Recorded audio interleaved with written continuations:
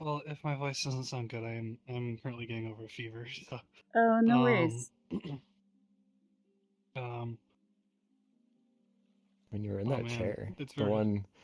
one chair in the black cat, right? Oh Sitting in yeah. the what avatar was that I again? It was the I Titanfall or had something. yeah. I gotten in a Titanfall. I gotten on to mess with people, and to just kind of like cure my own boredom. And there was a part of me that wanted to talk to somebody, but like it just, my main assumption was I was just gonna end up messing with people, and I had joined a Black Cat session and found it very hard to do so Mm. because when I recognized people were just talking, there wasn't anything to really joke about. It was just people having genuine conversations. Got a little more intimidating. Mm. And so I went and I sat down in the upstairs area, which has been like redesigned like 4 times now. Um, it was a very different version of the world.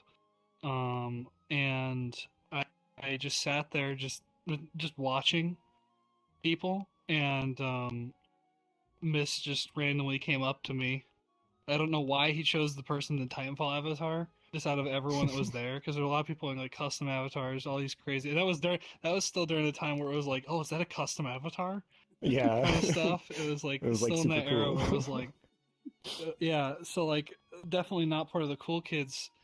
And so, he came up and started talking to me, and then he just like happened to talk about the right things, and we ended up, and then like Campy ended up, our friend Campy ended up joining in, and it was, for me, it was just a weird experience because like uh Mist was in a furry avatar, and up to that point I had just had this assumption that like you couldn't be a furry because furries were bad.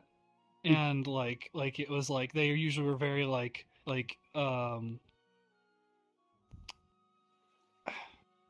they weren't safe for work, is the best way I could put it. And Mist was here being very kind and very considerate, but we're still talking about things like Resident Evil.